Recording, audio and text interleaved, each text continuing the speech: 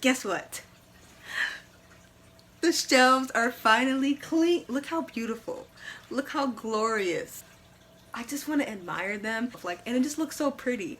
2020 is going to be a good year. We coming up into the year with the organized bookshelf. Like, it's just, it looks so nice. I'm so happy.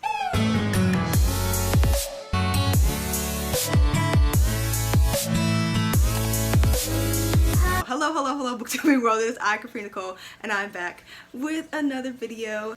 This video's super late. I was supposed to film this video. I was supposed to already film this video, but I've been working so much, and when I'm not working, I'm in the gym, and when I'm not in the gym, I'm cooking, and when I'm not cooking, I'm like, I have no time. So I got to the point where I was like overwhelmed, and I was like, you know what, I'm not gonna film any more videos. But then like thinking about not finishing something drives me crazy. So here we are. So today I'm going to talk about some of the worst books of 2019 that I read.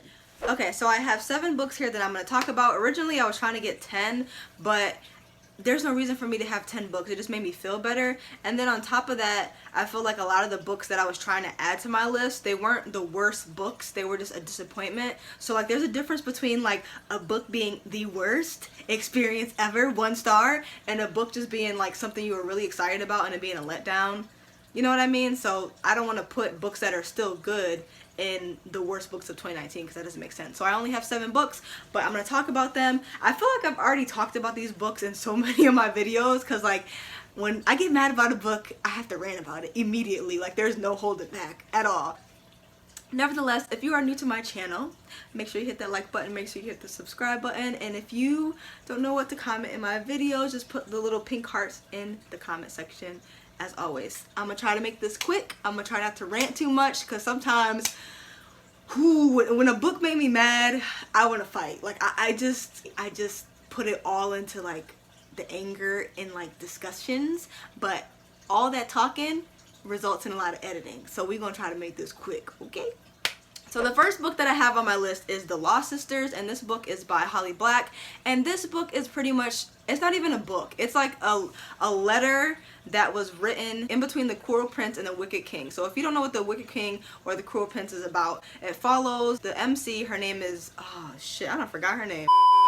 Her name is Jude. She's grown up in a fairy land, but all of the fae are really mean and they bully her because she's human, and she's like determined to be one of them, and she fights hard to be a part of their community.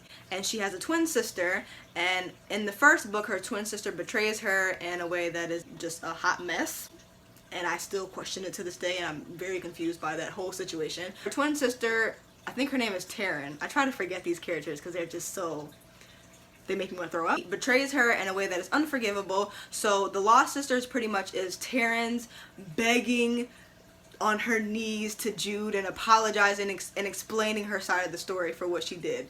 So it's literally just like, and I just felt like it was unnecessary. I felt like the motives behind Taryn's whole deception ridiculous, but I just feel like the whole letter and it being a whole like 50-page book of her crying and trying to explain her being a fake ass sister, it was just a lot for me, and I just felt like it was a waste of time. Like, if you're gonna be grimy, own up to your grime. Like, don't try to be grimy to your sister and then you gonna turn around and write her a little short book. Like, girl, don't nobody want to hear your little short book. It's just a waste of time. I just felt like the way that she did Jude in the first book was dirty. That whole situation was just a hot mess, and I could have just really did without this book. I didn't feel like it was, I feel like it was pointless. I feel like nothing was said in that letter that would have made me forgive. Like, if my sister did something like that to me, which she never would, ever. If someone did that to me, this letter would not make me forgive them. I literally would be like, girl, are you serious? Like, and that's how I felt the entire time that I was listening to it. I listened to it on audiobook, so it made it even more whiny, and I just thinking about it just giving me a headache. So the next book that I have on my list that I read in 2019 is a throwback book, but it is a very hyped book in the book community, and that book is City of Bones. I hated this book with every fiber in my soul. I never wanted to finish a book so badly in my life. I actually buddy read this book with my friend Chloe, and we just cringed together. So if you're not familiar with Cassandra Clare's books, what the hell are they called? The Dark Artifacts, and all the other books, you keep writing the same thing over and over again. That whole series. In this book, it follows the MC. It's the start of the entire world. She ends up being able to see into a different realm where she can see warlocks, vampires. She sees their world. And she's in the club when she sees it, and she's the only one that can see it, and her other friends are like, girl, what are you talking about? We don't see whatever you're talking about. Shortly after that encounter in the club where she sees vampires and warlocks and all this stuff going on, her mother ends up getting kidnapped, and it's revealed that she has a tie to that world, that dark underworld. So it's pretty much like the entire story is following her trying to get her mother back and finding out more about that world and just everything within it and how she's connected to it. So, you know, yeah, sometimes books are very well loved in book community, and even when you read it years and years later, you can still see the lights, you can still see the promise of the book, you can still enjoy the book, you can still appreciate the story. But this book is not one of those books. The setting and the time that it was released was the only time that it should have been. It came out like in the early 2000s, and I feel like you can feel the time that it came out. Like, some books are timeless, and this book was just not. You could feel the cringy vampire, gullible MC, manic pixie dream girl. She's not like other girls, but she's gullible as hell and getting everybody in a hot mess drama catastrophe. I just really didn't like the MC. The only character that I liked was Simon. I thought he was adorable. The entire story was just full of her doing stupid shit, putting them in risky situations, moving before she thinks, and just her whole, just everything about her. I really just did not like the main character. And then you had incest, possible incest going on. It was just a lot. Like, it was just a lot going on. Like, it was a very rough time. Some people say that if you don't like this series, you might like the other series that she writes, but I'm not committing, okay? If I read something from now on, I'm not committing. I tried to commit to Holly Black books, and I'm like, you know what? Maybe it's just this book. Maybe just I'm gonna try something different from her. And every single time I was let down. I am not doing this anymore. If I don't like a book from an author, unless someone that has similar reading taste to me recommends me another book from that author, I am not touching it. I'm not giving no author second chances. If I don't like it, I am not touching it, okay? I'm leaving it be, and I'm gonna just leave this whole series be because it's just too much. There are so many damn books within the series, and I am not about to commit, and I'm not trying to find out if I like the other books because I don't care. So the next book that I have is another book that is very well loved in the book community, and that is The Wicked King. So alright, let's talk about it. So if you don't know what The Wicked King is about, I'm not going to tell you too much about it because I don't want to spoil anything, but I'm going to start from The Cruel Prince. So The Cruel Prince pretty much follows Jude, who is set in a fae world, and she's determined to be a part of their community. And after some plot twist happens towards the end of that book, she's kind of left in charge, and politically a lot of things change within the royal structure of the fae land. Her and Carden, who absolutely hated each other in the first book, now they have to work together in a political setting, and it just follows that entire new story. This book aggravated me so much. Like, in The Cruel Prince, I just felt like I wasn't really feeling it at all until like the ending. When the ending happened, I was like, those plot twists really just like threw me. I was just like, okay, we get somewhere. And then like I felt like the tension between Carden and Jude was really well played. Like, I liked the tension in the first book. The second book, I felt like Jude, I was so excited for Jude to be like this badass MC, taking control. I was just ready for the new Jude because I'm just like, she worked so hard in the first book. I was ready for her to show, this is where I belong. Like, I'm here now, so now y'all gonna listen to me. She was all bark and no bite. I was like, girl, I cannot take you seriously. She was always in situations that she shouldn't have been in. There were so many things that happened where I was just like really, like if she would just sat down and thought about certain things before, it wouldn't have happened to her. She just aggravated me because it felt like she was just trying to play tough. That was a hot mess. And then I feel like the tension between Jude and Carden, now that it like dwindled down and we all knew how they felt about each other, like the tension kind of wasn't well played in this book. Like, I feel like it wasn't stretched out the way that it was in the first book. Like, in the first book, I was just like on the edge of my seat. I was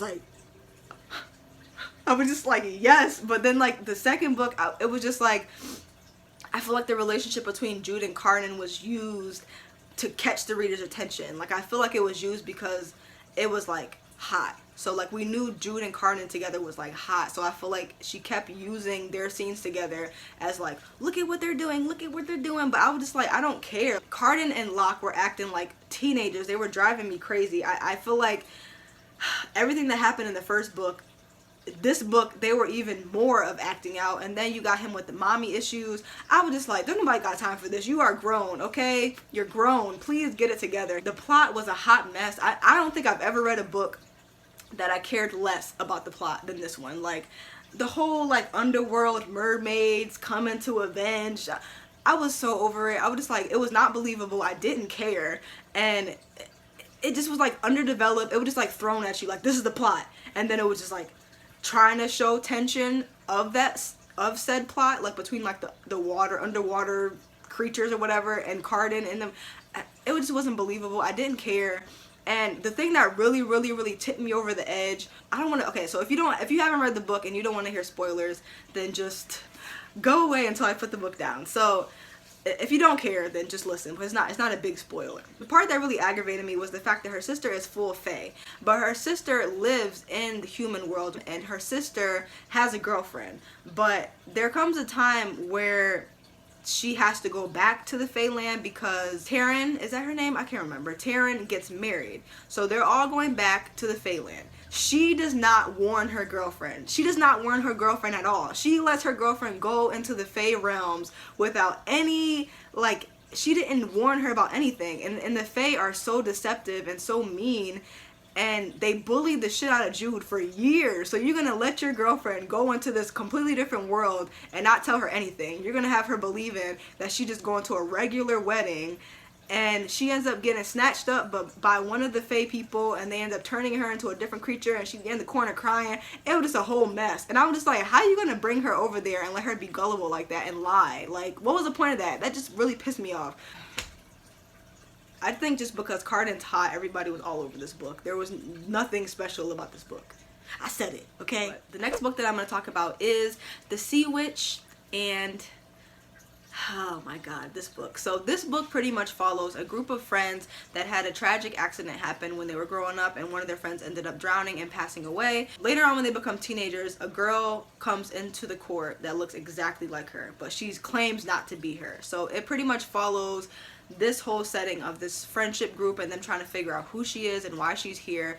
And she is after the prince. She's trying to get him to fall in love with her in like 3 days or something like that. So that's the whole gist of this book. Okay. Okay, so I read this book during the reading rush and I listened to it on audiobook. I had so many problems with this book. Like, so many problems. Like, first of all, I was rooting for the book because I thought it was going to have a spin / like spoof on like the Little Mermaid, because like when you get older you kind of realize that the timelines, the age, and the whole plot of all the princess Disney movies that we watch growing up are so unrealistic. Like, a lot of those girls are like 16, 18. I was not getting married at 16 or 18. Like, that was not happening. I thought this book would pick apart like the plot, the idea of falling in love with someone in 3 days or whatever, because the girl that reappeared in the court, she was after the prince and she was trying so hard to get him to fall in love with her in 3 days. So I thought that it was going to really pick apart the idea of you cannot fall in love with somebody in 1 day and marry them at 16 or something like that. Or really just pick apart that whole idea, and then her find herself and them rebuild their friendship and her reveal who she really is. That's what I thought was going to happen. Sadly, that is not what happened at all. It was just all over the place. That girl was so damn whiny. She was driving me crazy the whole time. She was legitimately trying to get the prince to fall in love with her. She was out of her damn mind. I feel like the friendship group fell so flat for me. Like, I love books that have group friendships in it. And I was excited for this one because I felt like they experienced something so traumatic growing up. And for that same girl who looks like the girl that ended up dying when they were children to come back into court, I was really waiting for, like, just to love the group of friends, but I didn't give a shit about any of them. None of them really had real personalities. Like, I feel like the book was very focused on the whole idea of her falling in love with the prince in 3 days, and then the other MC, I don't forgot all their names, I'm sorry, okay, but the other MC, she was very focused on, I think he was the cousin, and he was like a wannabe playboy, and he just needed a beat down, like he was just a hot mess. So like a lot of the book was just focused on those two separate relationships and not like the group together. So it just like the whole friendship fell flat. It didn't feel like 4 or 5 characters. It really felt like just 2 people, because there was no personality for any of them. They all were just like so flat and just dry. The other MC, oh my god, I wish I could remember their names, Lord forgive me. I feel like every situation that, I feel like every book that I'm talking about in here, all the MCs are gullible, so you know what my problem is. People were showing their true colors to her, and she still was like, okay, everything's fine, like let me just go along for the ride. Like, it's like, what is going on? Like, girl, open your eyes, okay? Smell the flowers. They are not your friends. It was very cringy with the whole teenage love drama mess going on. The ending, the whole build up towards the ending, I was just like, okay. It was so lackluster. Like, they were building it up to create a villain, and when the villain was created, I was like, okay. The whole book was flat. It just So the next book that I'm going to talk about is Nervous by Zane, and man, this book was a lot. So this book pretty much follows the MC who is struggling with split personality disorder, I guess, and one of her personalities is very sweet and innocent and like way against sex, like she's super holier than thou, good girl, typical, you know, typical good girl in the book. And then you have the other one who is like raunchy, a hot mess, and just all over the place. It pretty much follows her dealing with her split personalities and trying to understand why she's like this and how to fix it and how to overcome her demons and stuff like that. So man, okay, there were so many holes in the story, okay? the sex scenes were just so sporadic and random and all over the place that a lot of them kind of made me uncomfortable, especially because of certain situations she put herself in. I was just like, girl, a lot of it was really unprovoked and just random and just dangerous. The therapist was not professional at all. I don't feel like she helped in any situation. And then like the big reveal really threw me. It's gonna hold my little polar bear. So if you haven't read this book, or you plan on reading this book and you don't want to hear me talk about one of the big spoilers in this book, which is pretty much the whole ending, just mute it until I put this here bear down. So the ending of the book, I feel like Zane does this a lot. A lot of her books have, sorry, trigger warning for child abuse. Zane has a lot of books where the main character is sexually abused as a child, and it turns him into like this monster as an adult. And I feel like she uses that for every single plot of her books. And I feel like in this one it was so terribly done. Like, it was just a mess. And then in the end it was revealed to be her father that sexually abused her, and it made me really uncomfortable because she hadn't talked to her father in years, and then she found her father and he had like a daughter, and it just was really uncomfy. Like, I was really uncomfortable reading it. Like, what is going on? Like, he has a whole daughter and he was raising her as like a single father, and it made me so uncomfortable because I'm just like, ew. The sprout of her personality reveal was because of her being abused as a child, which is like, it is understandable in a way, but it's a certain way to do it, and I feel like the way that it was done made me really uncomfortable, especially with the fact that he was raising another child. It just blew my mind. I was just like, absolutely not. So yeah, I could not have unhauled that book faster. It is in Half Price Books. If you want to scoop up one, it's there. So the next book that I'm going to talk about is In an Absent Dream, and I've talked about this book. I feel like I've talked about this book at least 3 times on my channel, but I hate this damn book. So this book follows the MC Lundy, who is like the ideal child. She follows all the rules. She doesn't break any rules, but then one day she finds a door, and this door leads to an alternate world, and she decides to go through the door. And through the door she finds a goblin market, and everything is completely different, but they have their own set of rules to follow. So this book is in a series, so it all follows the wayward children who all go to different worlds, and I love this series. Like, when I tell you I was so hyped for this book, I was hyped. This one let me down so hard. It felt like I was just being cradled like a little baby, and they just straight up dropped me on my neck. My biggest issue with this book was the fact that the plot all of the things that were happening, like all the action scenes, all the adventures and stuff, they were just summed up in one sentence. Like something would happen and it would just be summed up in one sentence. Oh, they battled the queen. Oh, they went on this adventure. Can we see it happen? The rules were all over the place. The thing that threw me off about it was the fact that there were rules, but they were up for your own interpretation. So however you perceive the rules is however it would apply to your life, I guess. I have no damn idea. Maybe I'm not smart enough to follow along, but I'm pretty sure the rules were set to where however you view them is perceivable by each person, and that just made it more confusing to me because I didn't know what the hell was going on. People were turning into birds. I was just like, okay. When people started growing feathers and beaks, I was all set, okay?